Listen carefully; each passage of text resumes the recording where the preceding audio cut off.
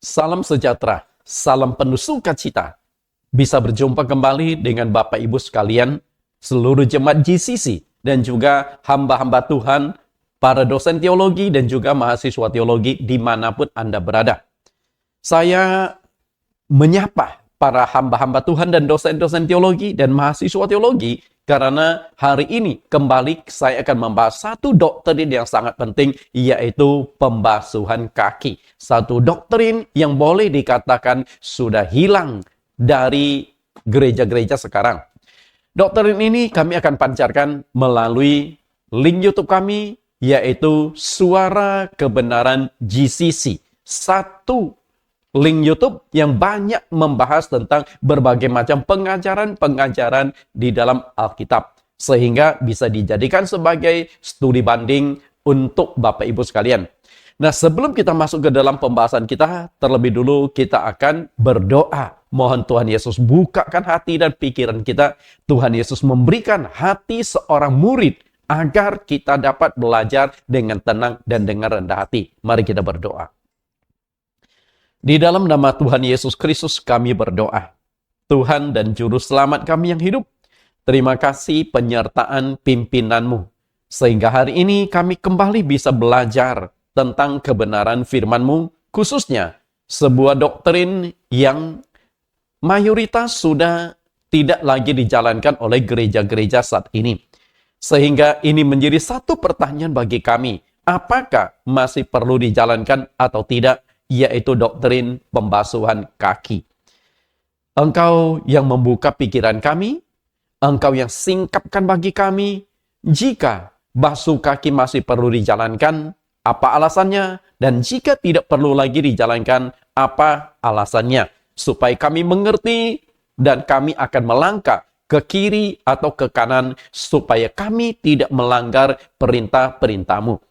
Kami siap belajar oleh pimpinan dan tuntunan Roh Kudus di dalam nama Tuhan Yesus Kristus. Amin. Bapak Ibu yang saya kasihi, seperti yang saya katakan bahwa doktrin yang akan kita pelajari pada saat ini adalah doktrin pembasuhan kaki. Tapi perlu Bapak Ibu ketahui bahwa doktrin pembasuhan kaki juga merupakan salah satu doktrin yang cukup panjang. Karena itu hari ini yang akan kita kupas adalah intisarinya. Nah, sebelum kita bahas, terlebih dulu kita akan baca di dalam Yohanes pasal yang ke-13 ayat pertama sampai ayat yang ke-20. Karena pembasuhan kaki itu dicatat dan dibahas di dalam pasal tersebut. Pertanyaan yang perlu kita renungkan adalah, apakah pembasuhan kaki itu masih perlu dijalankan?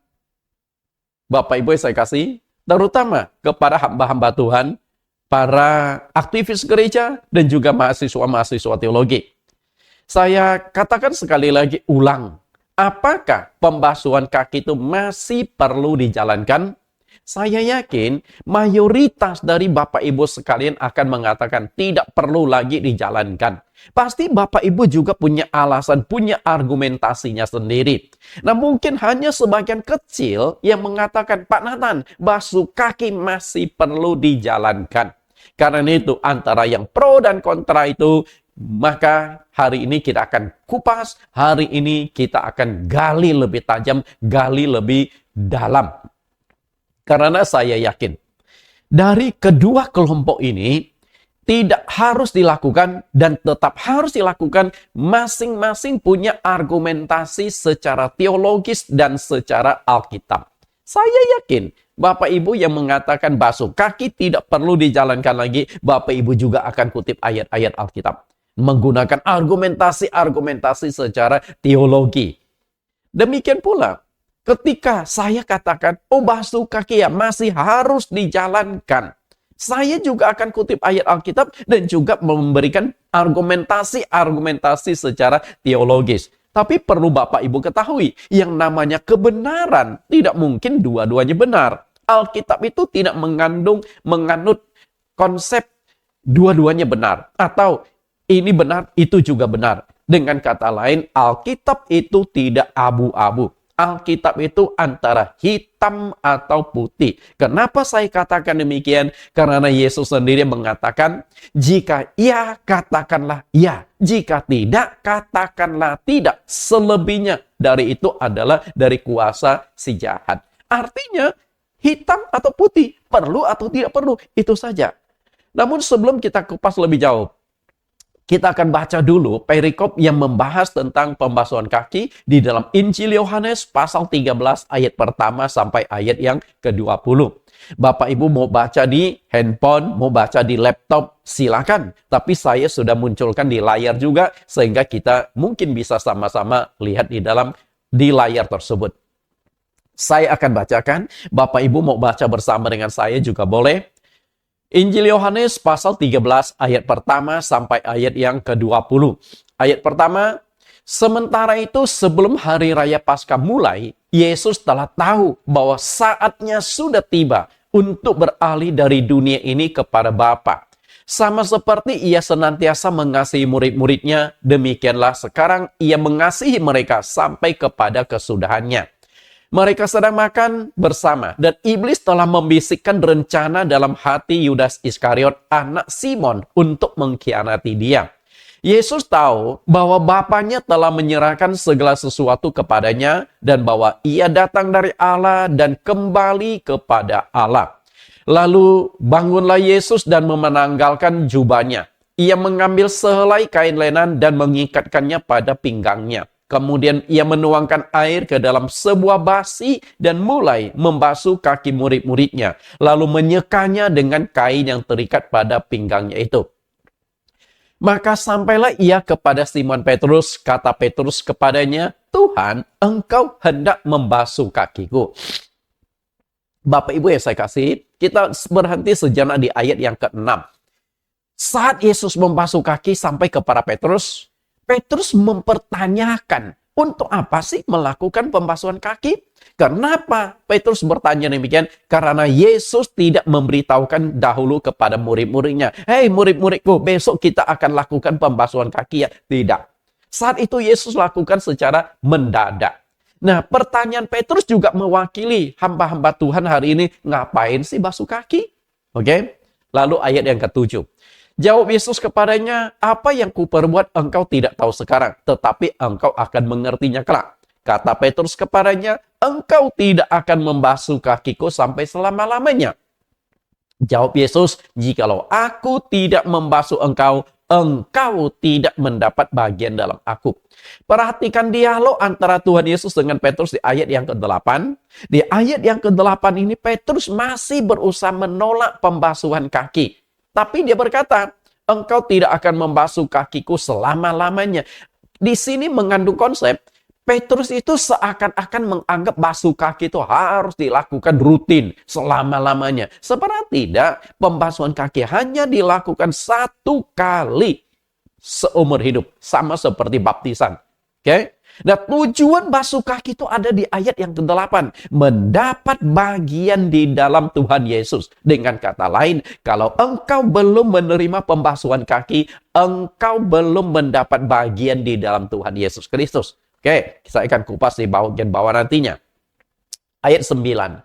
Kata Simon Petrus kepadanya, Tuhan, jangan hanya kakiku saja, tetapi juga tangan dan kepalaku.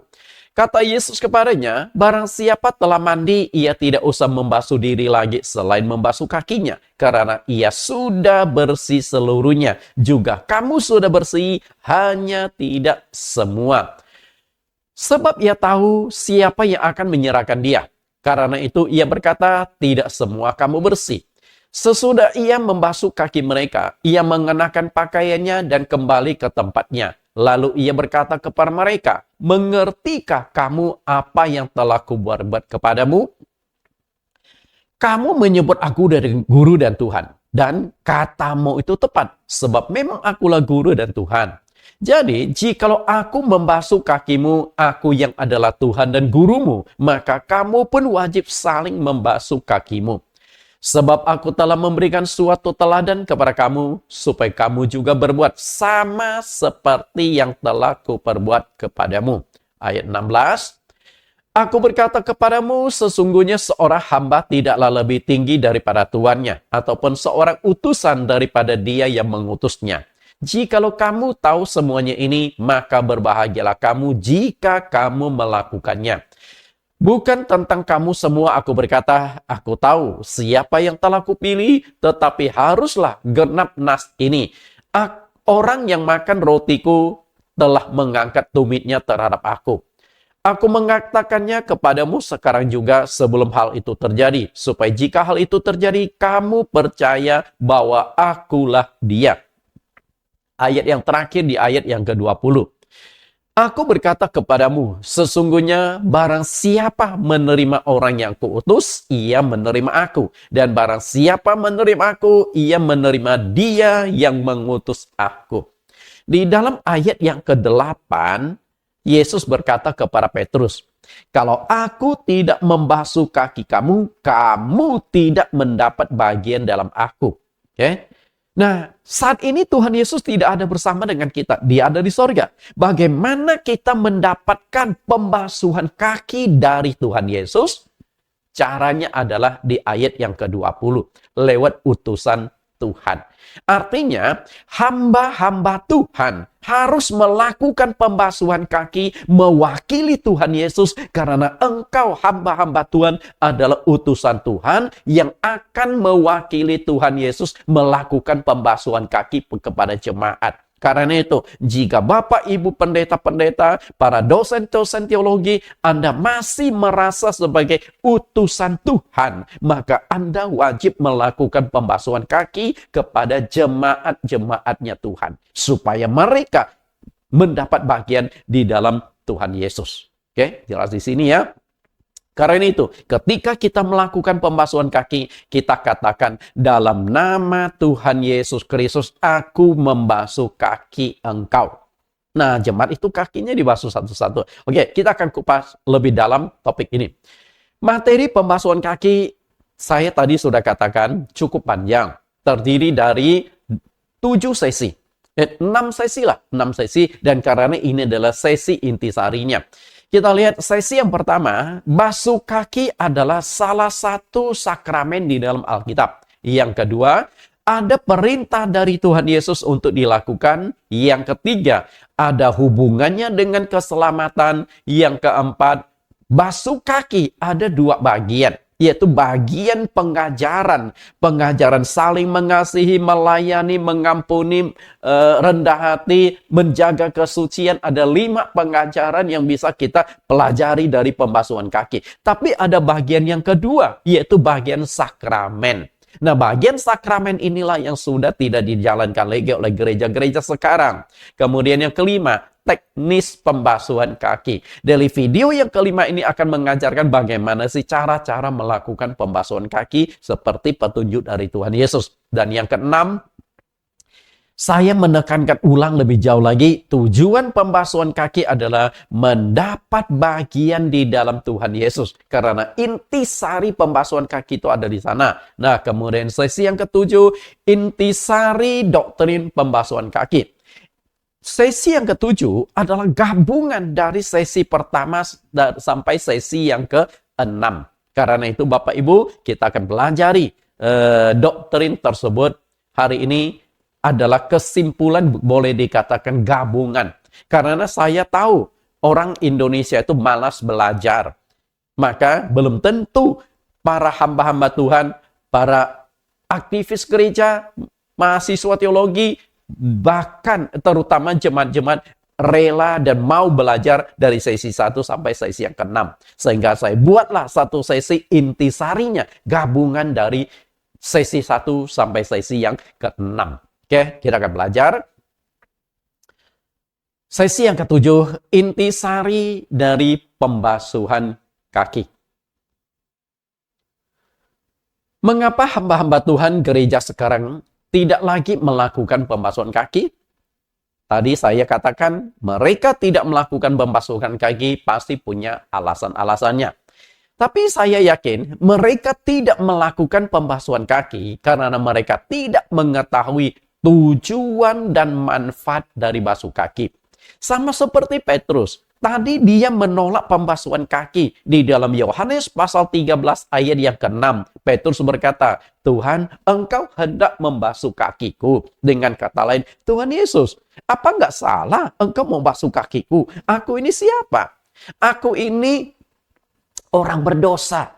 Aku tidak layak menerima pembasuhan kaki dari engkau. Nah, itu pikiran Petrus. Tapi Tuhan Yesus berkata di dalam ayat yang ke-8, Petrus, kalau aku tidak membasuh kaki kamu, kamu tidak mendapat bagian dalam aku. Nah, itu tujuan dan manfaat dari pembasuhan kaki. Karena itulah, setelah mendengarkan perkataan tersebut, akhirnya Petrus ketakutan dan lalu berkata, Tuhan, kalau begitu jangan hanya kakiku saja, tapi juga tangan dan kepalaku. Nah, ini orang yang mengerti manfaat dan tujuan pembasuhan kaki.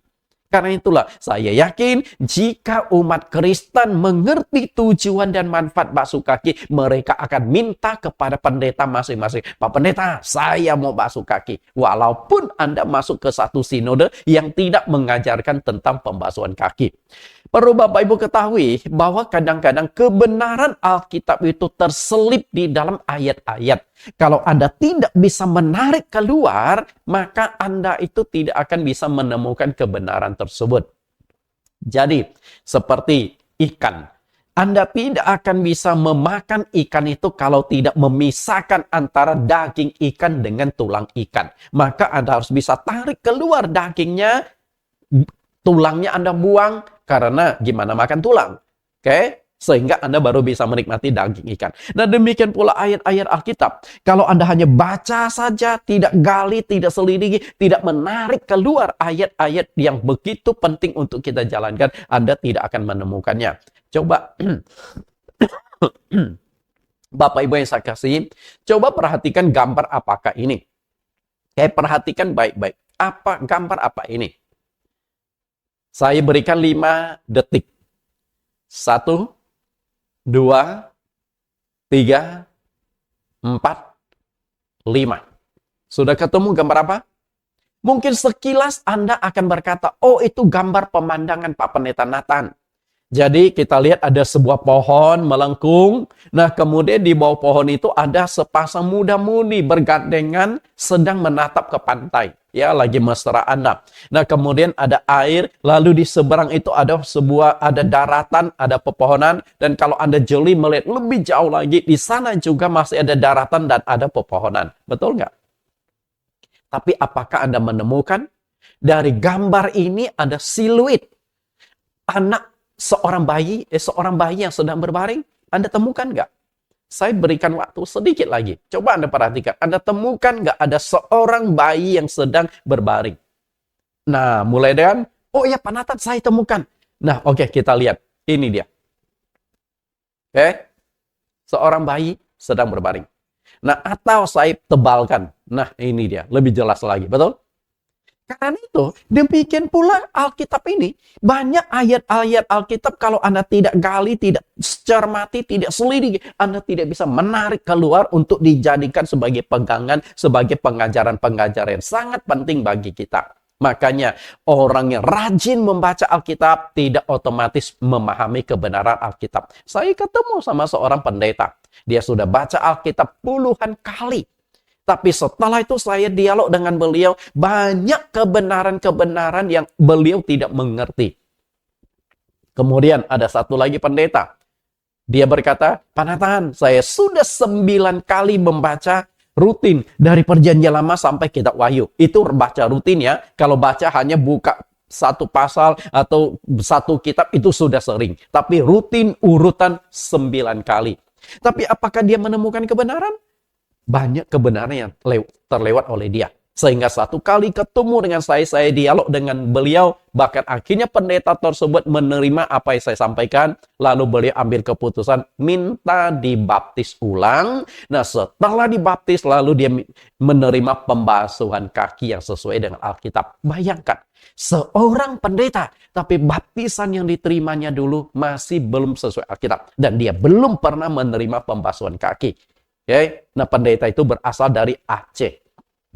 Oke, kita lihat lagi. Bapak Ibu yang saya kasih di dalam Tuhan, saya akan berikan 3 alasan penting mengapa basuh kaki itu masih harus dijalankan. Kita lihat ketiga alasan tersebut. Yang pertama, basuh kaki merupakan salah satu sakramen di dalam Alkitab. Yang kedua, ada perintah untuk dilakukan. Dan yang ketiga, ada hubungannya dengan keselamatan. Karena itu, pada inti sehari sesi pembahasan kita akan kupas ketiga poin tersebut. Yang pertama, pembasuhan kaki adalah salah satu sakramen yang ada di dalam Alkitab. Dari sini mungkin Anda akan menolak. Nah, Pak Nathan, masa sih basuh kaki sakramen? Bapak Ibu yang saya kasihi, sampai sekarang pemahaman orang-orang Kristen tentang sakramen itu masih rancu. Jangan jauh-jauh lah. Para hamba-hamba Tuhan. Hamba Tuhan di gereja Katolik dan hamba Tuhan di gereja Kristen, pemahaman tentang sakramen juga masih berbeda-beda. Di gereja Katolik, sakramen itu ada 7 macam. 7 macam. Sedangkan di kalangan Kristen, sakramen itu hanya ada 2 macam. Nah, di sini saja sudah beda. Mana yang benar? 7 atau 2? Oke? Karena itu, apa sih kriteria pembentukan sebuah sakramen?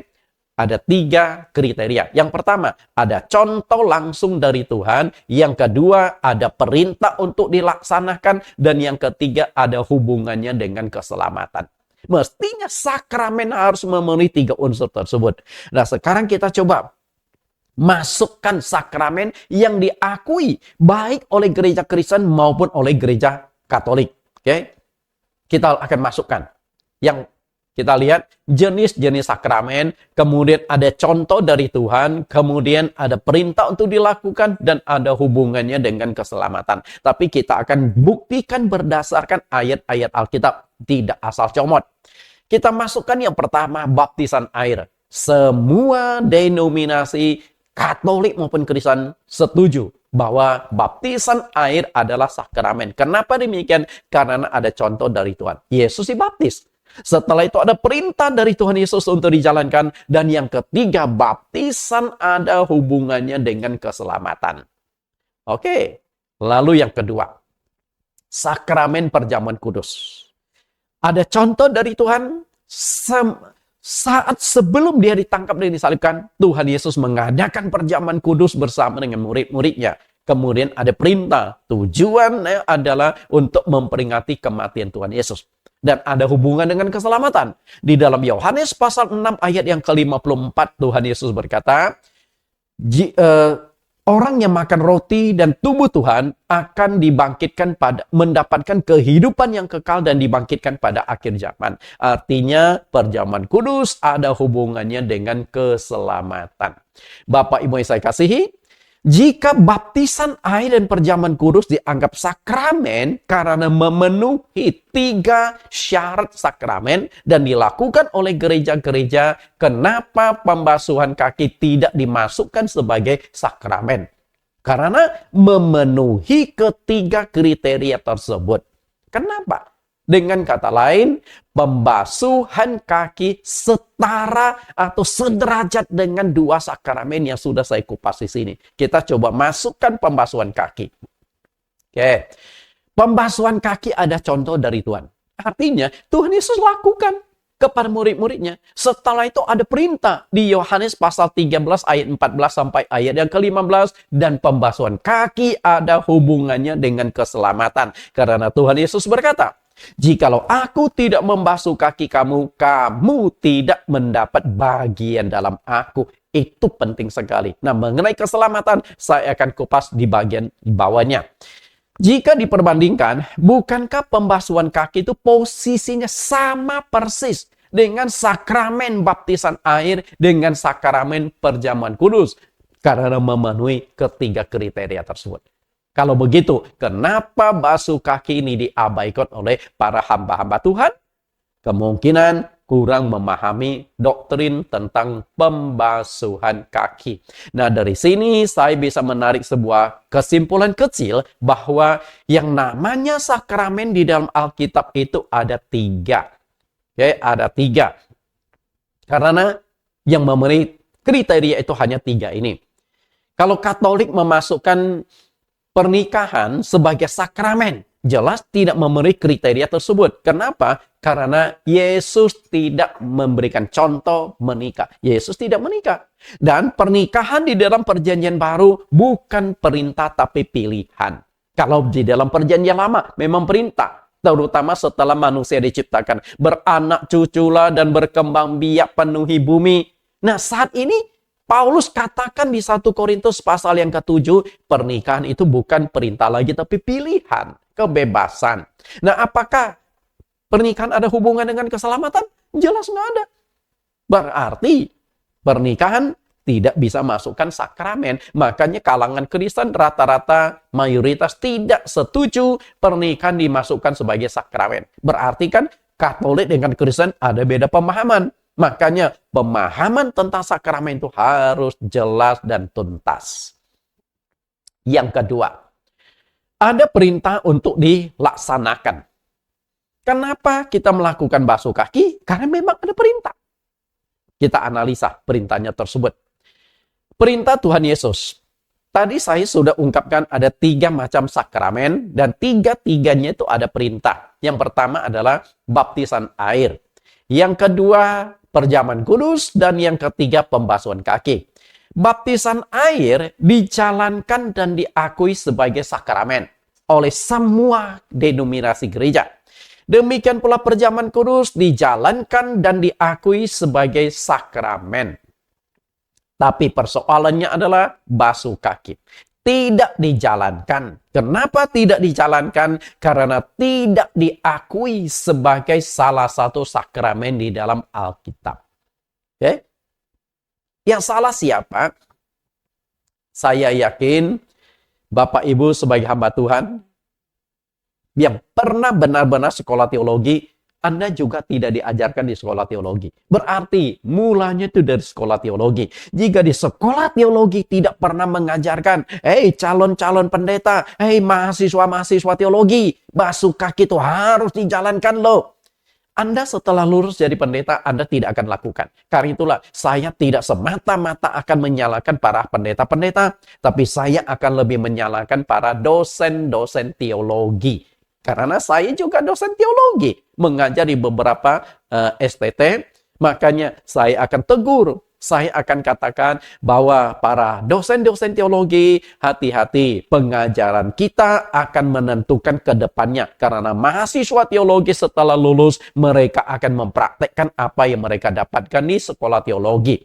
Jika mereka tidak pernah diajarkan tentang pembasuhan kaki, mereka tidak mungkin akan mengajarkan. Jika sinode-sinode gereja tidak mengakui basuh kaki sebagai sakramen, pendeta-pendeta yang ada di bawah naungannya tidak mungkin melakukan pembasuhan kaki untuk jemaat-jemaatnya. Itu yang menjadi permasalahannya. Karena itu, kemungkinan besar pemahaman tentang pembasuhan kaki itu tidak jelas dan tidak pernah digali secara mendalam, maka tidak dilakukan dan tidak diakui sebagai salah satu sakramen di dalam Alkitab. Padahal yang namanya pembasuhan kaki itu ada perintah yang sangat jelas dari Tuhan Yesus. Kita kan sudah baca di Yohanes pasal 13 ayat 1 sampai ayat yang ke-20. Nah, saya akan kutip ulang di ayat yang ke-14 dan ayat yang ke-15 untuk menegaskan basuh kaki ada perintah dari Tuhan. Kita lihat ayat 14. Jadi, jikalau aku membasuh kakimu, aku yang adalah Tuhan dan gurumu, maka kamu pun wajib saling membasuh kakimu. Perhatikan kata wajib saling membasuh kaki. Kalau ada kata wajib, jelas harus dilakukan. Ya, tidak bisa diabaikan. Yang namanya kewajiban, mana sih ada yang namanya kewajiban yang tidak dijalankan? Di dunia ini kan ada 2, hak dan kewajiban. Ya, ikatan dalam hal apapun, dalam organisasi apapun, dalam perusahaan apapun ada hak dan kewajiban. Hak dari seorang pegawai adalah menerima gaji dan tunjangan atau fasilitas, mendapatkan hak-haknya sebagai seorang karyawan, termasuk misalnya cuti. Okay? Kalau Anda melanggar, pemilik perusahaan bisa dituntut. Lalu kewajibannya apa? Kewajiban dari seorang karyawan adalah bekerja sesuai dengan tuntutan dari perusahaan tersebut, sesuai dengan bidang pekerjaannya. Jadi, hak kewajiban selalu terikat antara perusahaan dengan pegawai. Nah, demikian pula pemerintah dengan rakyat, gereja dengan jemaat. Oke, yang namanya kewajiban harus dijalankan. Lalu ayat yang ke-15 lebih tajam lagi. Ayat 15, sebab aku telah memberikan suatu teladan kepada kamu, supaya kamu juga berbuat sama seperti yang telah kuperbuat kepadamu. Banyak pendeta mengatakan, Pak Nathan, pembasuhan kaki kan hanya antara Tuhan Yesus dengan murid-muridnya, dan tidak dicatatkan di kitab-kitab lain, ayat-ayat lain, nggak ada. Jadi itu hanya berlaku antara Tuhan Yesus dengan murid-muridnya. Hei Bapak Ibu, Anda salah memahami Alkitab. Jelas sekali saat itu Tuhan Yesus berhadapan dengan murid-muridnya, bukan berhadapan dengan jemaat. Dan saat itu gereja belum ada, jemaat belum ada. Kapan gereja baru mulai ada? Di dalam Matius pasal yang ke-16, Tuhan Yesus pernah berkata, aku di atas batu karang ini aku akan mendirikan jemaatku, dan alam maut tidak akan menguasainya. Artinya Tuhan Yesus memang punya rencana mendirikan jemaat, mendirikan gereja. Tapi belum sampai waktunya. Kapan waktunya? Setelah Roh Kudus diturunkan pada hari Pentakosta. Melalui khotbah yang berapi-api, sekali khotbah 3.000 orang dibaptis. Nah, itu baru gereja terbentuk. Nah, setelah gereja terbentuk, Yesus kan sudah nggak ada di dunia. Dia sudah di sorga. Maka ini tentu Yesus berbicara dengan murid-muridnya. Tapi ada kalimat yang harus kita cermati di sini. Yesus berkata, aku telah memberikan suatu teladan kepada kamu. Aku sudah kasih contoh pembasuhan kaki. Supaya kamu juga berbuat sama seperti yang telah kuperbuat kepadamu. Artinya Tuhan Yesus meminta agar murid-muridnya tetap melakukan pembasuhan kaki kepada jemaat-jemaat yang nanti akan dibentuk itu. Artinya, pembasuhan kaki itu ada perintah. Karena itu, gereja awal, setelah Roh Kudus diturunkan 3.000 orang yang dibaptis, dan masih ada catatan bahwa pembasuhan kaki itu masih dijalankan. Mungkin Anda akan berkata, mana ada buktinya Pak Nathan? Coba Anda baca 1 Timotius pasal 5 ayat yang ke-10. Ada pembasuhan kaki masih dilakukan kepada jemaat gereja awal. Nah, kapan hilang dan siapa yang menghilangkan saya tidak tahu. Saya hanya hidupkan kembali apa yang sudah diperintahkan Tuhan tapi sudah diabaikan oleh banyak hamba-hamba Tuhan. Ajaran utama dari semua agama kepada umatnya adalah ketaatan. Apapun agamamu, selalu menekankan ketaatan, dan ketaatan. Apa yang harus ditaati? Tidak lain kitab suci. Karena kitab suci mereka anggap itu perintah dari Tuhan. Nah, tentu tidak terlepas dari agama Kristen Katolik yang memiliki kitab suci yang kita sebut sebagai Alkitab. Perjanjian Lama sampai Perjanjian Baru. Karena itu kita dituntut. Kita diperintahkan mentaati semua perintah-perintah yang ada di dalam Alkitab. Karena itu adalah perintah Tuhan. Demikian pula pembasuhan kaki adalah perintah Tuhan secara langsung. Iblis adalah gambaran dari makhluk yang suka berontak. Dengan kata lain, iblis tidak taat kepada Allah. Tapi apakah iblis tidak percaya Tuhan? Sangat percaya. Karena mereka makhluk roh. Allah itu roh. Mereka tahu Allah itu ada. Mereka sangat percaya pada Tuhan. Tapi iblis tidak taat pada Tuhan. Nah, itu yang menjadi masalah. Mereka percaya. Mereka mengakui Allah itu ada. Maka Yakobus mengatakan, jika engkau percaya Allah itu Allah yang Esa, iblis juga percaya. Mereka gemetaran. Karena itu, jika kita sebagai manusia, sebagai umat Kristen, sebagai pendeta-pendeta, hanya percaya tapi tidak taat, apa bedanya kita sama si setan? Karena itulah, setan tidak taat. Kita lihat ketidaktaatannya. Jadi Allah itu nggak pernah ciptakan setan. Yang Allah ciptakan itu adalah malaikat-malaikat. Tapi sayang ada malaikat yang berontak, malaikat yang tidak taat pada aturan batasan kekuasaan dari Tuhan. Yudas 1 ayat 6. Dan bahwa ia menahan malaikat-malaikat yang tidak taat pada batas-batas kekuasaan mereka.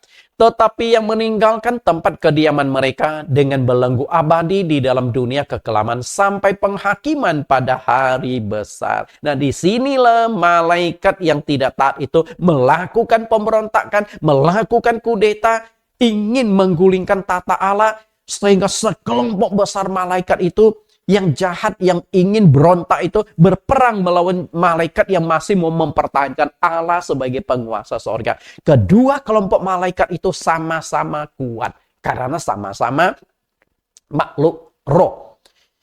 Karena itulah sampai Tuhan turun tangan. Tuhan turun tangan, Tuhan hukum malaikat yang berontak dicampakkanlah ke bumi. Nah, itu dicatatkan di dalam Wahyu pasal yang ke-12, ayat yang ke-7 sampai ayat yang ke-9. Nah, setelah dicampakkan ke bumi, apa yang dilakukan oleh iblis? Iblis kemudian berusaha menanamkan sifat berontak, sifat tidak taatnya itu kepada manusia yang baru diciptakan oleh Allah, yaitu Adam dan Hawa.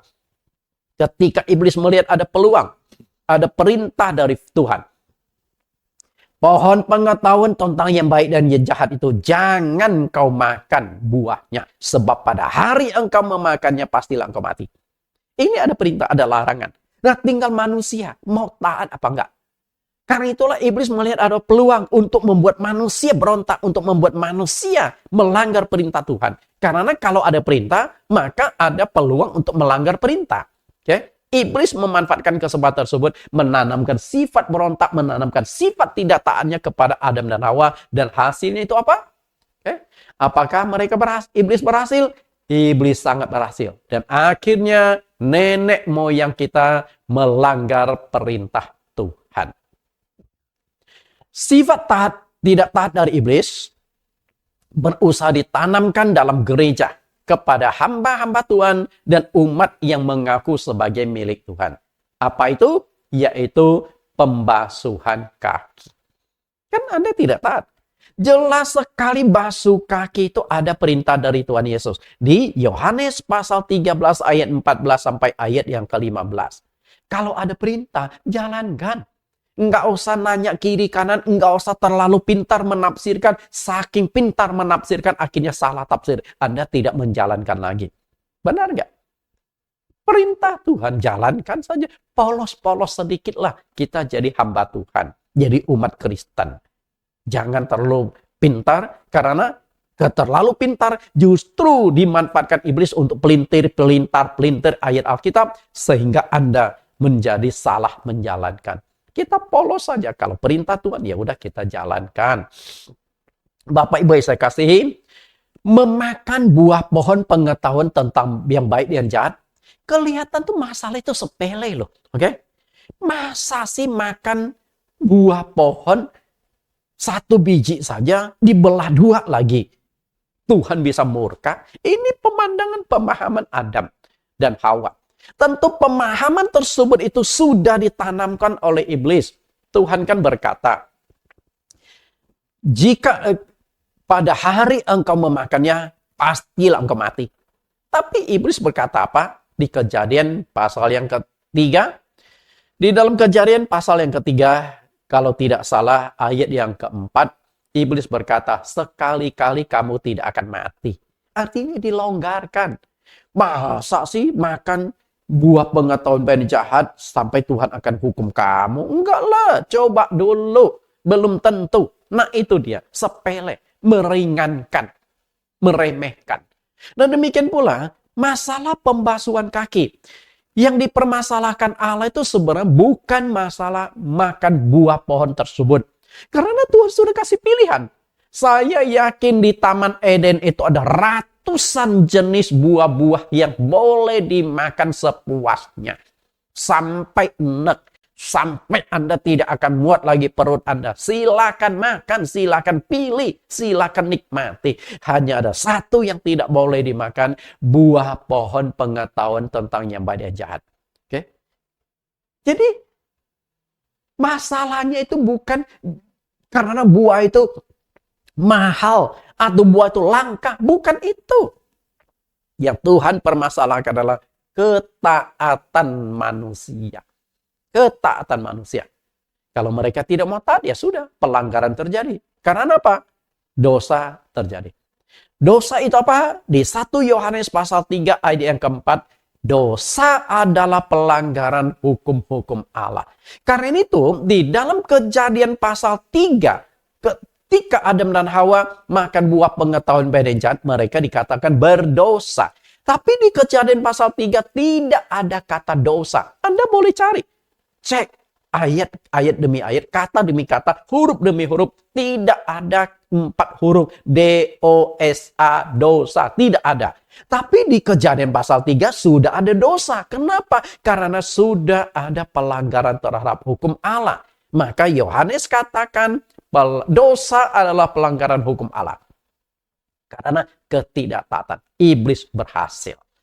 Bapak Ibu yang saya kasihi di dalam Tuhan, demikian pula pembasuhan kaki kelihatan tuh sepele. Kelihatan sepele. Maka banyak sekali gereja-gereja hamba-hamba Tuhan yang tidak melakukannya. Mereka tidak percaya. Mereka tidak percaya bahwa basuh kaki untuk mendapat bagian di dalam Tuhan. Kalau mereka percaya basuh kaki itu mendapat bagian dalam Tuhan, niscaya mereka akan belajar kepada Rasul Petrus yang berkata, Tuhan, jangan hanya kakiku saja, tetapi juga tangan dan kepalaku. Bapak Ibu yang saya kasihi, yang Allah tuntut dari kita adalah kesetiaan. Dan orang yang setia itu tidak akan menambah maupun mengurangi firman Tuhan. Itu prinsip orang yang setia. Dan firman Tuhan itu memang tidak boleh ditambah, tidak boleh dikurangi. Ulangan. Ayat pasal 12 ayat 32. Perhatikan kata setia ya. Ulangan 12 ayat 32. Segala yang kuperintahkan kepadamu haruslah kamu lakukan dengan setia. Janganlah engkau menambahinya ataupun menguranginya. Perhatikan, haruslah kamu lakukan dengan setia. Nah, kalau orang yang setia, dia tidak akan menambah dan tidak akan mengurangi firman Tuhan. A ya A, B ya B. Tidak akan lebih dari itu. Oke? Karena itu, kalau Yohanes pasal 13 Tuhan Yesus perintahkan melakukan pembasuhan kaki, lakukan. Jangan dihilangkan. Kalau Anda hilangkan, Anda bukan hamba Tuhan yang setia. Kalau Anda tidak lakukan, Anda bukan jemaat Tuhan yang setia. Karena yang Tuhan tuntut adalah kesetiaan. Konsekuensi dari sebuah pilihan. Kita lihat kembali Kejadian pasal 2 ayat yang ke-17 tentang perintah Tuhan. Tetapi pohon pengetahuan tentang yang baik dan yang jahat itu janganlah kau makan buahnya. Sebab pada hari engkau memakannya pastilah engkau mati. Perhatikan kalimat ini, pastilah engkau mati. Itu tegas loh. Nggak ada pilihan, tidak ada kompromi. Kata pasti berarti pasti terjadi. Bukan mudah-mudahan. Oke? Nah, setelah menerima perintah tersebut, saya yakin Adam dan Hawa sudah mengerti. Tapi suatu ketika, Adam dan Hawa sedang jalan di Taman Eden, dan kaki mereka sedang menuju ke pohon pengetahuan tentang yang baik dan yang jahat itu. Pertanyaan saya adalah, Tuhan tahu nggak bahwa kaki Adam dan Hawa sedang melangkah mendekati pohon pengetahuan baik dan jahat? Tuhan tahu nggak? Nah, saya yakin pasti Anda berkata, tahu dong Pak Nathan. Oke, kalau Tuhan tahu, kenapa Tuhan tidak mencegah? Kan belokkan saja, betul? Karena hukum Tuhan sudah jelas. Pastilah engkau mati. Silakan, pilihan ada di tangan Anda. Lalu ketika mereka sudah sampai ke pohon tersebut, Hawa mulai terlibat aktif dialog dengan si ular. Oke, Hawa mulai dialog dengan si ular. Tuhan tahu nggak? Tahu. Bisa cegah nggak? Bisa. Kenapa Tuhan tidak cegah? Karena hukumnya sudah jelas. Pastilah engkau mati. Nah, setelah itu Hawa mulai terpengaruh. Dia mulai ulurkan tangannya. Mulai memetik buah pohon pengetahuan baik dan jahat itu. Nah, setelah itu dibelah dua. Oke? Tuhan tahu nggak? Kenapa Tuhan tidak mencegah? Hukumnya sudah jelas. Betul? Oke. Saya akan tafsirkan sedikit ekstrim. Walaupun ini tafsiran ya. Tafsiran ini Sesuai atau tidak Alkitab, coba kita analisa. Masalah begini, Tuhan berkata, jangan kau makan buah itu. Tidak dikatakan jangan kau gigit buah itu. Katakanlah, Adam dapat sebelah, Hawa dapat sebelah. Mereka baru menggigit loh, baru menggigit. Belum telan air buah tersebut. Tuhan tahu nggak?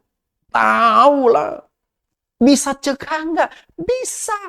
Siang bolong Tuhan datangkan petir yang menggelegar. Duar. Pasti Adam dan Hawa lompat dan kaget. Waduh, kita sudah melakukan pelanggaran besar. Cepat-cepat buah yang ada di mulut yang baru mereka gigit sedikit, mereka keluarkan. Cepat-cepat kumur pakai air sungai. Karena di Taman Eden ada 4 buah sungai. Pison, Gihon, Tigris, Efrat. Dan saya yakin sungai-sungai itu airnya jernih. Kumur, keluarkan buah tersebut. Mereka tidak makan, hanya menggigit. Setelah itu, gosok gigi pakai Pepsodent. Maaf Bapak Ibu, saya bukan sponsor. Saya tidak dibayar. Hanya ilustrasi saja. Selesai. Mereka tidak makan buah itu. Di saat kritis pun Tuhan masih bisa cegah. Sudah gigit tinggal truk. Makan, telan, habislah. Tetapi Tuhan tidak mencegah. Kenapa demikian? Hukum Tuhan sudah jelas. Nah, demikian pula dalam pembasuhan kaki. Setiap pilihan itu pasti ada konsekuensi. Jelas sekali. Di Yohanes pasal 13 ayat 14 sampai ayat 15. Itu perintah untuk melakukan pembasuhan kaki. Jelas sekali perintah itu. Kecuali kalau Anda punya tafsiran sendiri, saya tidak tahu. Yang saya tafsirkan di sini ada perintah untuk dilakukan. Karena Yesus berkata, aku telah memberikan suatu teladan kepada kamu. Supaya kamu juga berbuat. Jalankan basuh kaki sama seperti yang telah kuperbuat kepadamu. Maka rasul-rasul tetap melakukan pembasuhan kaki kepada jemaat gereja awal. Karena itu pilihan mau basuh kaki atau tidak basuh kaki itu ada pada diri Anda masing-masing. Hai para dosen teologi, pilihan Anda mau ajarkan basuh kaki atau tidak basuh kaki kepada calon-calon pendeta. Itu pilihan Anda. Tapi setiap pilihan ada konsekuensinya. Anda akan dituntut Tuhan. Makanya di dalam kitab Yakobus mengatakan, jangan di antara kalian yang mau menjadi guru. Mau jadi pengajar. Kenapa? Karena paling banyak dosanya. Karena Anda tidak mengajarkan, Anda dituntut Tuhan. Anda salah mengajar, Anda menyesatkan. Itu nggak gampang. Makanya saya sebagai seorang pengajar, saya punya talenta mengajar. Saya nggak sembarangan juga. Kalau saya salah mengajar, tentu Tuhan akan menuntut saya. Kalau saya tidak mengajarkan, saya juga akan dituntut Tuhan. Makanya Tuhan taruhkan doktrin pembasuhan kaki. Nathan, you ajarkan. Saya harus ajarkan. Nah, pilihan ada di Bapak Ibu. Mau terima atau tidak, itu keputusan Bapak Ibu. Pilihan ada di tangan-tangan, ada di tangan para hamba-hamba Tuhan, di tangan para hamba pendeta-pendeta. Mau dia jalankan atau tidak, itu pilihan masing-masing. Tapi ada konsekuensi dari setiap pilihan, sama seperti Adam dan Hawa menghadapi konsekuensi tersebut. Tuhan Yesus bukan hanya menuntut kita beriman kepada Dia. Namun Tuhan Yesus juga menuntut kita harus taat kepada perintah-perintahnya. Kita lihat Yohanes pasal yang ketiga ayat 36. Barang siapa percaya kepada anak, ia beroleh hidup yang kekal. Tetapi barang siapa tidak taat kepada anak, ia tidak akan melihat hidup, melainkan murka Allah tetap ada di atasnya. Bapak Ibu perhatikan di sini, percaya. Saya yakin Anda semua percaya Yesus Kristus adalah Tuhan dan Juru Selamat yang sedang mendengarkan khotbah saya. Anda percaya Yesus adalah Juru Selamat tunggal satu-satunya. Tapi masalahnya adalah Anda taat apa tidak. Kalau hanya percaya saja tidak taat, level Anda itu maaf kata masih level setan. Setan juga percaya kepada Allah. Tapi setan tidak taat kepada Allah. Itu saja. Oke? Karena itu, kalau Anda percaya dan taat, maka yang Anda dapatkan itu adalah kehidupan yang kekal. Tapi kalau Anda tidak percaya, murka Allah ada di atasnya. Jika Anda percaya, tapi tidak taat, Allah akan murka. Okay? Sama seperti Adam dan Hawa. Allah murka kepada mereka. Karena tidak taat pada perintah Allah, Adam dan Hawa dimurkai dan dikutuk oleh Allah. Adam dikutuk, Hawa dikutuk, ular dikutuk. Tanah yang menumbuhkan pohon pengetahuan baik dan jahat juga mengalami kutukan. Betapa murkanya Allah. Dan kutukan hukuman Allah berlaku sampai hari ini. Sehingga hari ini kita mengenal istilah dosa turunan. Dosa yang bersumber dari nenek moyang kita Adam dan Hawa yang dicatatkan di dalam Roma pasal yang ke-5. Ada dosa turunan. Apakah para hamba Tuhan yang tidak taat perintah Tuhan, tidak melakukan pembasuhan kaki, tidak akan dimurkai Tuhan? Coba pikirkan, renungkan para hamba-hamba Tuhan, para dosen-dosen teologi. Anda tidak mengajarkan, tidak melakukan pembasuhan kaki kepada jemaat, padahal itu perintah Tuhan. Apakah Anda tidak dimurkai Allah? Makanya di Matius pasal yang ke-7 ayat 21 sampai 23. Ayat 21, bukan setiap orang yang berseru kepadaku Tuhan, Tuhan akan masuk ke dalam kerajaan sorga, melainkan dia yang melakukan kehendak Bapakku yang di sorga. Jelas sekali melakukan kehendak Allah, taat perintah Tuhan.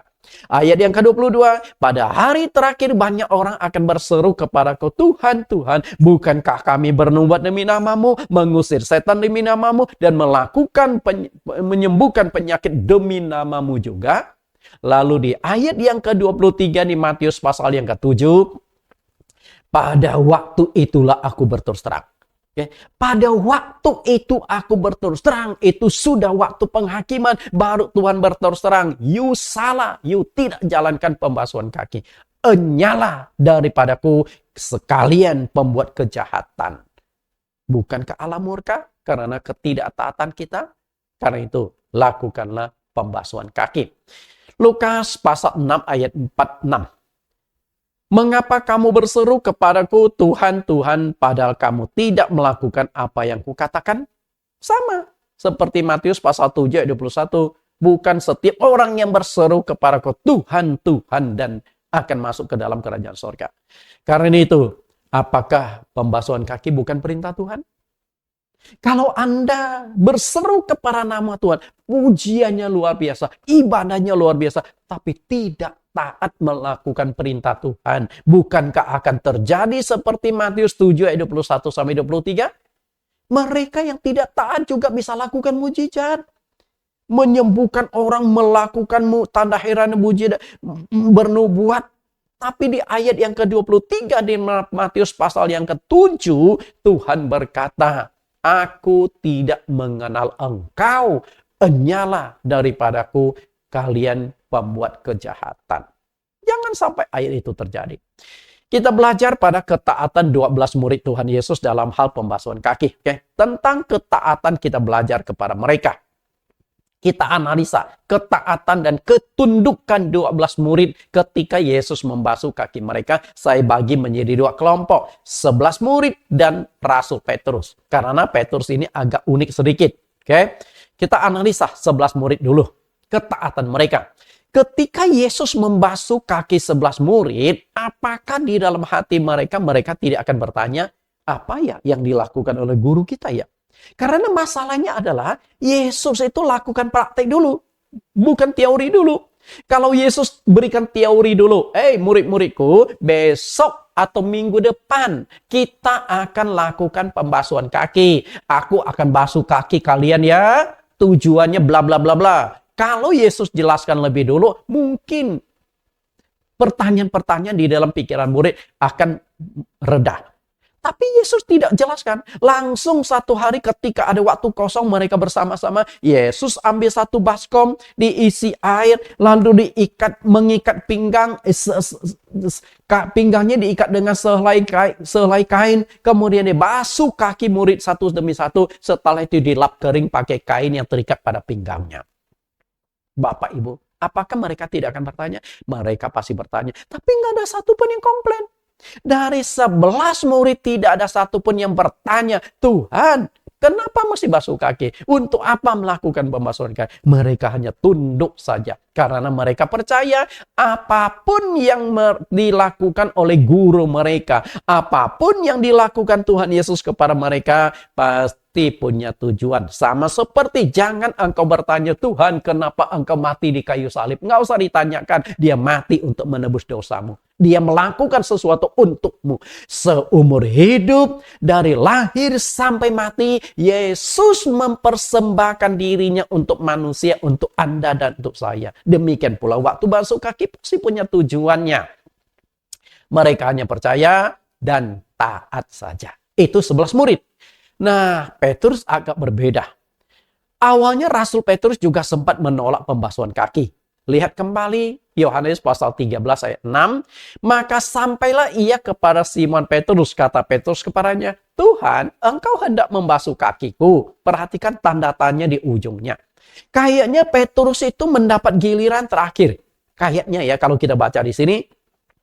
Waktu teman-temannya dibasuh kaki, dia perhatikan saja. Tapi sambil berpikir, kayaknya yang dilakukan oleh Tuhan Yesus itu terbalik deh. Mestinya kami yang membasuh kaki Tuhan. Karena kami yang melayani Tuhan. Kami membasuh kaki guru kami. Ini terbalik. Ini guru saya. Tuhan saya. Masa guru dan Tuhan saya membasuh kaki saya? Maka ketika dapat giliran Petrus ingin menolak basuh kaki. Tuhan, enggak salah ya engkau mau basuh kakiku. Aku ini siapa? Aku ini orang berdosa. Aku ini tidak layak menerima basuh kaki dari engkau. Oke? Namun setelah Petrus mengerti tujuan dan khasiat basuh kaki, dia meminta lebih dari itu. Apa kata Petrus? Tuhan, jangan hanya kakiku saja, tetapi juga tangan dan kepalaku. Kenapa Petrus bisa meminta demikian? Karena di ayat yang ke-8 Tuhan Yesus sudah berkata, Petrus, kalau aku tidak membasuh kaki kamu, kamu tidak mendapat bahagian dalam aku. Petrus ketakutan dan meminta lebih dari itu. Karena itu, pembasuhan kaki bukan hanya perintah dan berlaku khusus untuk murid-murid Tuhan Yesus. Pembasuhan kaki tetap berlaku kepada jemaat gereja awal. Karena Tuhan Yesus sudah perintahkan kepada murid-muridnya di ayat yang ke-15. Aku sudah memberikan contoh, sudah memberikan teladan. Supaya engkau juga berbuat sama seperti yang telah kuperbuat kepadamu. Karena itu jemaat gereja awal tetap basuh kaki. Memang ada catatan Pak Nathan? Ada. Lihat 1 Timotius 5 ayat yang ke-10. Oke? 1 Timotius 5 ayat yang ke-10. Pembasuhan kaki masih dipraktekkan di gereja awal. Dan yang terbukti telah melakukan pekerjaan yang baik. Seperti mengasuh anak, memberi tumpangan, membasuh kaki saudara-saudara seiman. Menolong orang yang hidup dalam kesesakan, pendeknya mereka yang telah menggunakan segala kesempatan untuk berbuat baik. Membasuh kaki saudara-saudara seiman. Bukan membasuh kaki keluargamu. Saudara seiman itu jemaat. Jadi gereja awal, jemaat gereja awal masih melakukan praktek pembasuhan kaki. Karena perintah Tuhan. Nah, hari ini hilang. Yang hilangkan siapa? Jangan Anda tanya. Saya hanya setelah gali Alkitab. Saya menemukan dan Tuhan menuntun saya untuk menyampaikan kebenaran ini. Anda mau taat atau tidak taat, itu keputusan ada di tangan Anda. Banyak hamba Tuhan tidak mau taat, maka dicarilah pembenaran-pembenaran berdasarkan ayat-ayat Alkitab. Jadi harus bedakan, harus bedakan antara kebenaran dan pembenaran. Kelihatannya kalimatnya hampir sama, tapi beda sekali. Kebenaran adalah firman Tuhan atau perintah Tuhan yang harus ditaati manusia. Walaupun perintah itu kelihatan sulit dan tidak masuk akal. Masa sih basuh kaki aja bisa mendapat bahagian dalam Tuhan? Nggak masuk akal deh. Betul? Tapi kalau itu perintah, lakukan. Itu kebenaran. Sedangkan pembenaran adalah usaha manusia. Usaha para pendeta-pendeta menolak firman Tuhan dengan mencari pembelaan diri melalui ayat-ayat Alkitab. Saya yakin para pendeta tidak melakukan pembasuhan kaki, mereka juga ada dasar penggunaan ayat Alkitab untuk membela diri. Karena itu pembasuhan kaki adalah salah satu contoh pembenaran yang dilakukan oleh hamba-hamba Tuhan. Dengan cara berlindung di balik ayat-ayat Alkitab. Oh, Pak Nathan menjalankan bla bla bla bla. Pokoknya banyak sekali argumentasinya. Karena itu, antara kebenaran dan pembenaran itu harus jelas. Pembenaran diri menolak basuh kaki. Banyak hamba-hamba Tuhan yang tidak melakukan pembasuhan kaki, mereka berkata, Pak Nathan, basuh kaki kan itu tradisi bangsa Yahudi. Saya tahu. Dari perjanjian lama tradisi itu saudara. Abraham ketika menyambut 3 orang tamu yang datang ke rumah dia juga membasuh kaki ketiga tamu tersebut. Yesus ketika mengubah air menjadi anggur di rumah pesta di Kana tersebut, memang ada 6 tempayan yang isinya itu air semua untuk pembasuhan kaki. Tapi Yesus ubah air pembasuhan kaki menjadi anggur. Saya tahu. Tapi Yesus yang perintahkan dari tradisi bangsa Yahudi ubah menjadi doktrin. Yang kedua, basuh kaki hanya berlaku antara Tuhan Yesus dengan murid-muridnya. Tidak ada bukti Alkitab setelah itu. Perhatikan kembali Yohanes pasal 13 ayat 15. Aku telah memberikan teladan kepada kamu supaya kamu juga berbuat sama seperti yang telah kuperbuat kepadamu. Dan lihat kembali. Di dalam 1 Timotius pasal 5 ayat yang ke-10. Basuh kaki masih tetap dijalankan. Pak Nathan, basuh kaki kan pengajaran saling melayani, rendah hati, mengampuni, saling mengasihi. Oke, saya sudah katakan basuh kaki ini sangat panjang lebar penjelasannya.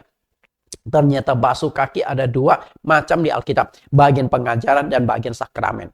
Nah, bagian pengajaran, saya setuju di poin yang 4. Pengajaran saling melayani, merendah hati, mengampuni, saling mengasihi. Dan ada satu bagian menjaga kesucian.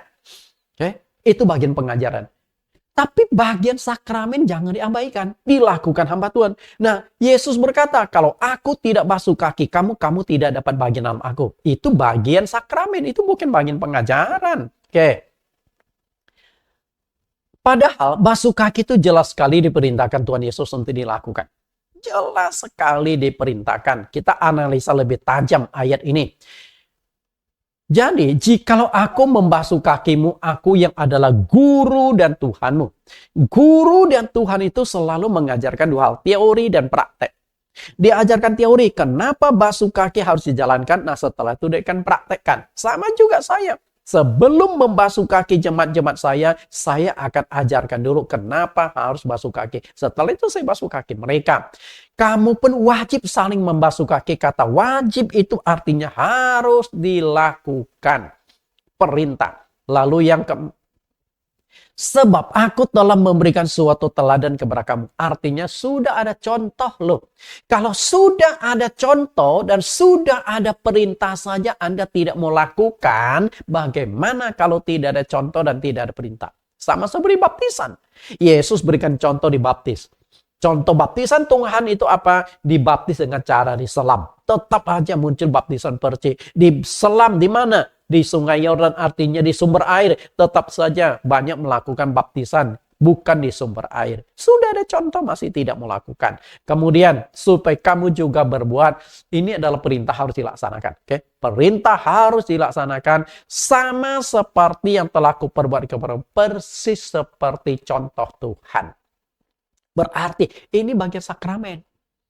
Oke? Basuh kaki benar-benar harus dijalankan. Bukan simbolis, bukan pengajaran.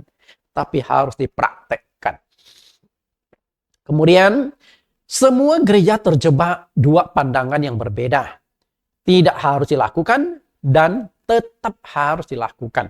Nah, dari 2 kelompok ini kita akan coba lihat mayoritas dan minoritas.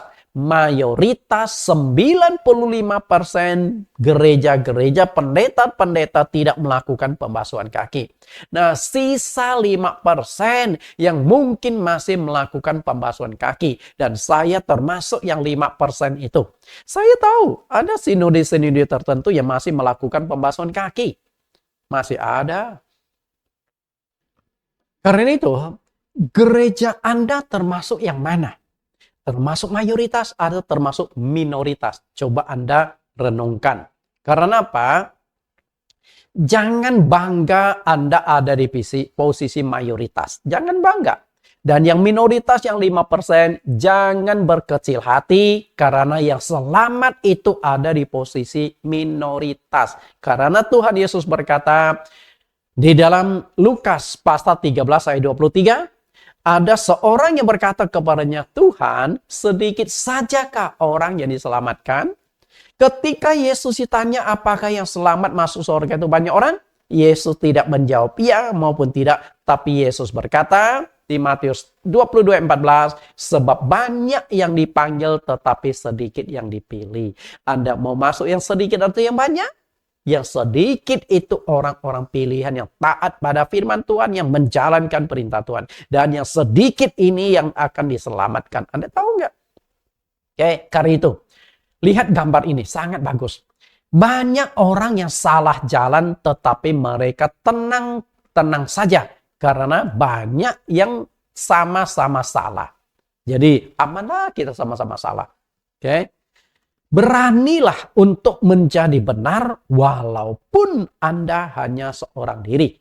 Kenapa saya katakan demikian? Perhatikan dua jalan ini. Jalan yang lebar dan jalan yang sempit. Itu diungkapkan Tuhan Yesus di Matius 7 ayat 13. Masuklah melalui pintu yang sesak itu, karena lebarlah pintu dan luaslah jalan yang menuju kepada kebinasaan. Dan banyak orang yang masuk melaluinya. Dan ayat 14, karena sesaklah pintu dan sempitlah jalan yang menuju kepada kehidupan dan sedikit orang yang mendapatinya. Anda pilih yang mana? Jalan yang lebar. Masa basuh kaki harus dijalankan sih? Terlalu terikat. Jadi sekarang tuh orang nggak suka terikat. Maunya blong, maunya tidak ada doktrin-doktrin. Yang suka itu gereja itu khotbah tentang motivasi yang lucu-lucu dan sebagainya. Itu jalan yang luas dan lebar. Banyak ramai. Karena itu jangan bangga jika gerejamu ramai.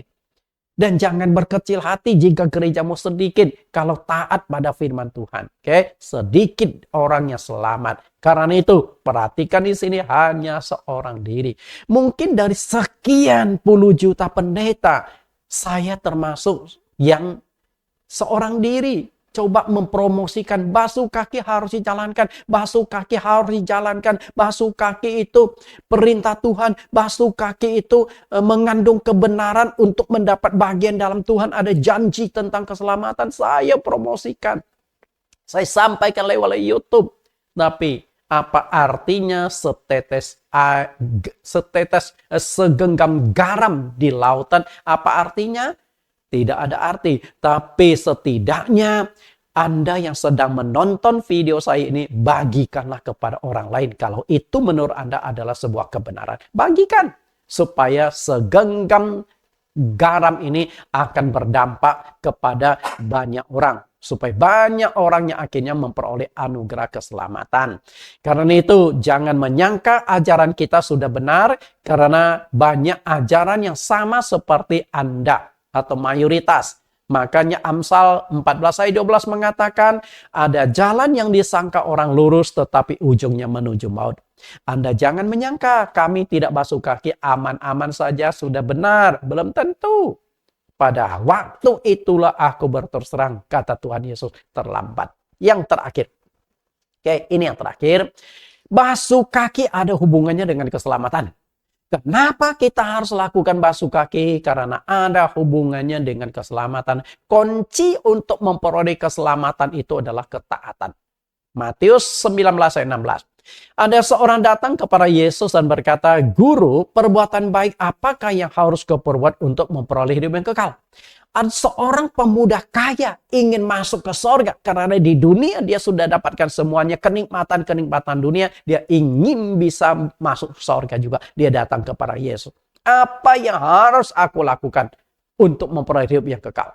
Yesus jawab ayat 17. Apa sebabnya engkau bertanya kepadaku tentang apa yang baik? Hanya satu yang baik. Tetapi jikalau engkau ingin masuk ke dalam hidup, turutilah segala perintah Allah. Yesus katakan, engkau ingin masuk surga, dapat hidup yang kekal, turuti segala perintah Allah. Perhatikan kata segala, artinya semua. Apakah basuh kaki bukan perintah Tuhan? Renungkan. Kalau basuh kaki itu perintah Tuhan, lakukanlah untuk memperoleh hidup yang kekal. Kalau tidak mau lakukan, ya sudah.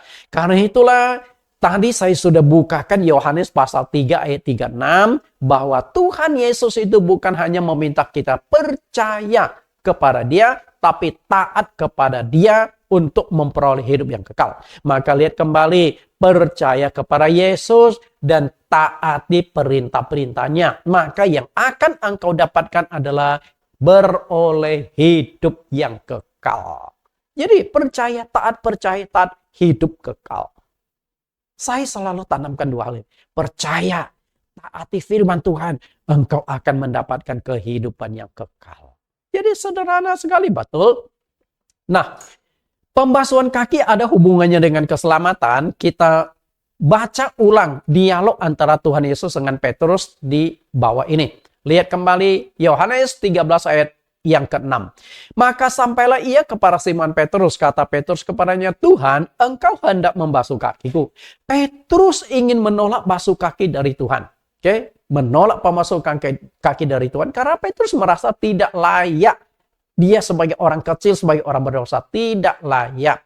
Mengapa Petrus menolak basuh kaki? Karena Petrus terlalu menggunakan logika. Ini kan Tuhanku, ini kan guruku. Masa Tuhan dan guruku membasuh kakiku? Terbalik kali. Mestinya kami murid-murid yang membasuh kaki Tuhan kami. Itu yang benar. Logika dia yang main.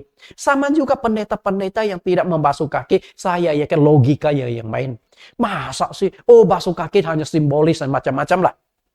Lalu ayat 7. Apa yang kuperbuat engkau tidak tahu sekarang, tetapi engkau akan mengerti kelak.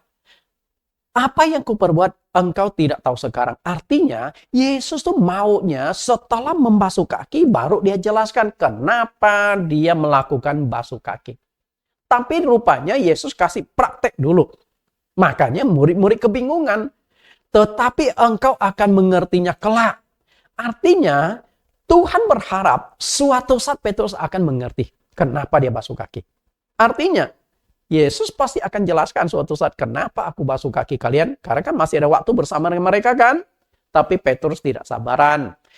Maka Petrus berkata lagi, Tuhan, engkau tidak akan membasuh kakiku sampai selama-lamanya. Nangkap nggak kalimat ini? Petrus masih berusaha menolak basuh kaki. Maksud kalimat itu begini. Ya sudah. Kali ini aku dibasuh kaki, aku oke. Karena apa? Kan aneh sendiri, 11 temanku sudah dibasuh kaki, tinggal aku. Kalau aku tidak dibasuh, kan aku aneh sendiri. Oke, kali ini aku dibasuh. Tapi lain kali kalau ada basuh kaki, aku mohon izin tidak ikut karena aku tidak layak. Jadi anggapan Petrus, basuh kaki itu harus dilakukan berulang. Jadi sebenarnya basuh kaki itu cukup satu kali seumur hidup, sama seperti baptisan, nggak usah diulang-ulang. Nah, ketika Petrus menolak ayat kalimat selanjutnya, jikalau aku tidak membasuh kaki engkau tidak mendapat bagian dalam aku. Jelas sekali tujuan utama pembasuhan kaki itu ada di sini, mendapat bagian dalam Tuhan Yesus. Nah, bagian dari Tuhan ini akan kita dapatkan, kita akan perjuangkan. Karena itu, hamba-hamba Tuhan, kalau Anda tidak membasuh kaki jemaat Tuhan, maka Anda sudah membuat jemaat tidak mendapat bagian dalam Tuhan. Jemaat-jemaat orang Kristen dimanapun Anda berada, kalau Anda belum menerima pembasuhan kaki, Anda tidak akan mendapat bagian dalam Tuhan. Karena itu, mintalah pada pendetamu masing-masing, saya ingin dibasuh kaki. Kalau mereka tidak mau membasuh kaki atau mereka tidak berani membasuh kaki karena terjebak pada sinode gereja, mereka tidak melakukan pembasuhan kaki, datang kepada saya. Saya yang akan basuh kaki Anda semua. Demi mendapat bagian dalam Tuhan Yesus. Karena sangat penting Bapak Ibu. Sangat-sangat penting.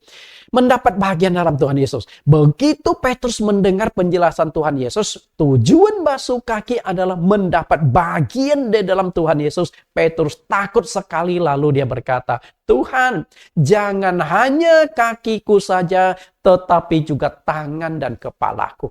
Tadinya berusaha menolak basuh kaki, sekarang minta lebih dari itu. Bukan hanya kaki, tapi juga tangan dan kepala. Kenapa demikian? Karena Petrus mengerti tujuan basuh kaki mendapat bagian di dalam Tuhan Yesus. Jadi kalau orang mengerti tujuan manfaat basuh kaki, dia akan lakukan. Kalau nggak mengerti, ya sudah. Oke?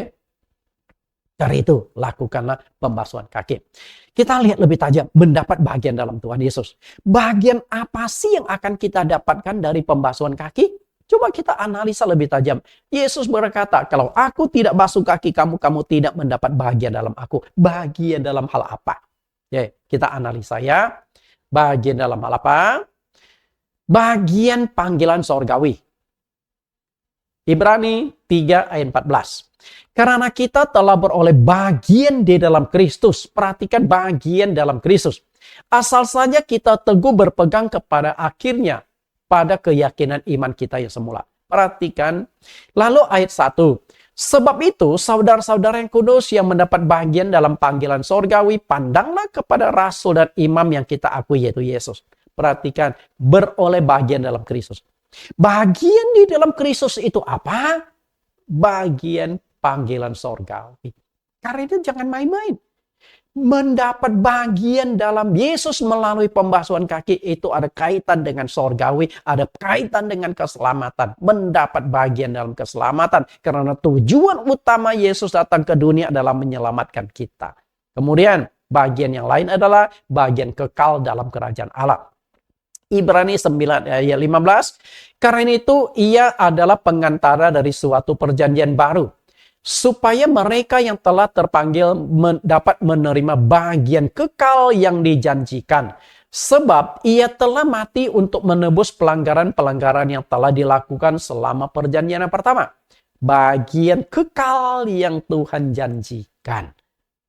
Penting sekali. Oke? Nah, Bapak Ibu yang saya kasih, saya sudah jelaskan, kita lihat bagian-bagian akhir. Ternyata basuh kaki itu terbagi menjadi dua bagian.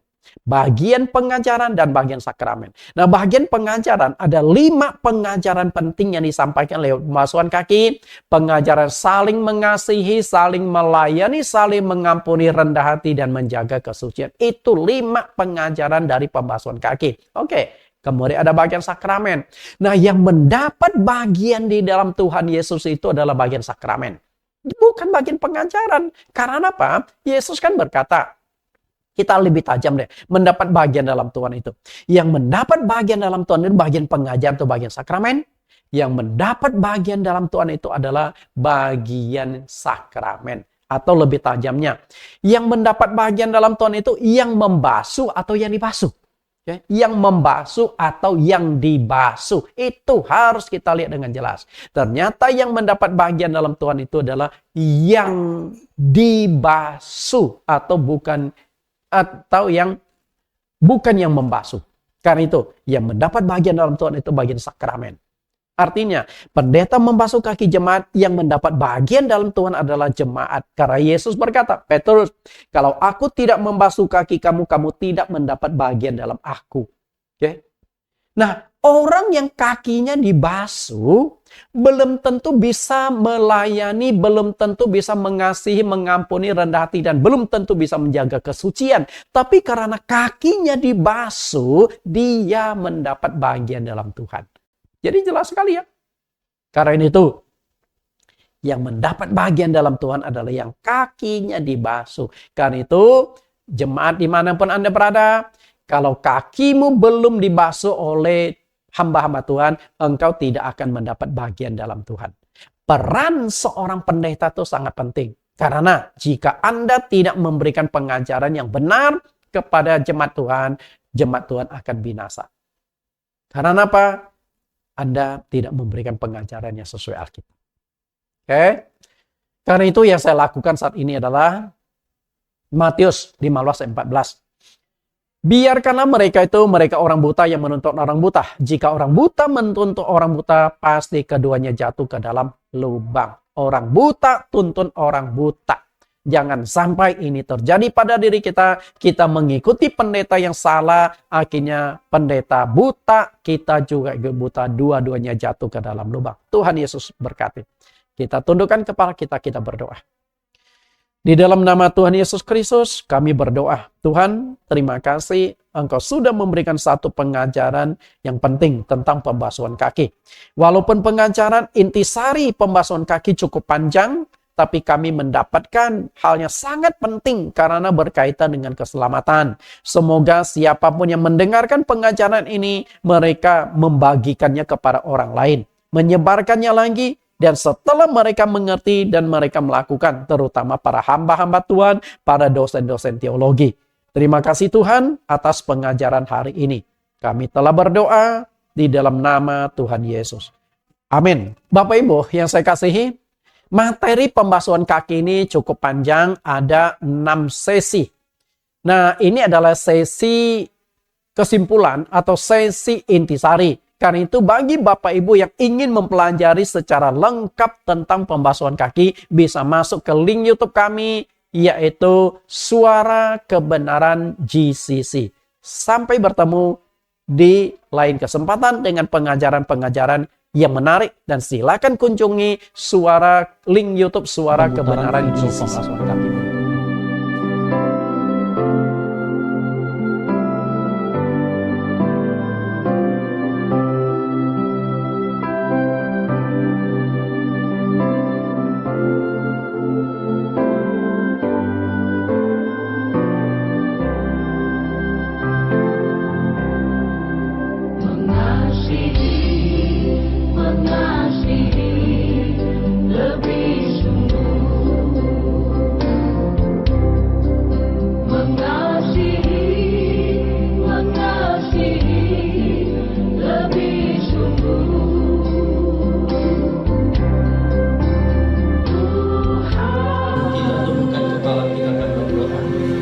Bapa di sorga yang kami kenal di dalam nama Tuhan Yesus Kristus, kami sudah mempelajari satu bagian di dalam firman-Mu, Yohanes pasal 13 ayat 1 sampai 20. Dan di dalam pengajaran firman ini, kami dituntut untuk melakukan pembasuhan kaki. Dan pembasuhan kaki tujuannya ada di dalam ayat yang ke-8. Engkau sendiri yang berkata, Petrus, kalau aku tidak membasuh kaki engkau, engkau tidak mendapat bagian dalam aku. Itulah yang kami pegang, itulah yang kami imani. Sehingga hari ini kami membasuh kaki beberapa saudara-saudari kami yang dibaptis pada tanggal 26 Juni yang lalu. Supaya melalui pembasuhan kaki, mereka mendapat bagian di dalam Tuhan Yesus. Engkau pimpin Tuhan, Engkau pakai hamba-Mu, Engkau pakai Ibu Mincu untuk melakukan pembasuhan kaki. Kami lakukan mewakili Engkau. Karena itu kami akan lakukan pembasuhan kaki di dalam nama Tuhan Yesus Kristus. Amin. Ya.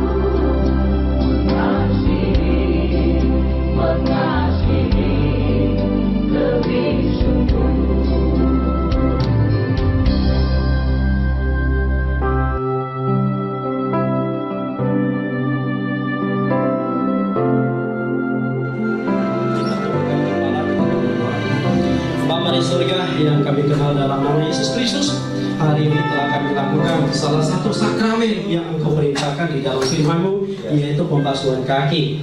Kiranya saudara-saudari kami yang sudah dibasuh kaki hari ini mendapat bagian di dalam Tuhan Yesus. Mereka menjadi ahli waris kerajaan surga. Kaki mereka Tuhan tuntun berjalan ke langkah-langkah yang sesuai dengan prinsip kehidupan di dalam firman-Mu. Kami serahkan sepenuhnya mereka yang sudah dibasuh kaki hari ini di dalam nama Tuhan Yesus Kristus.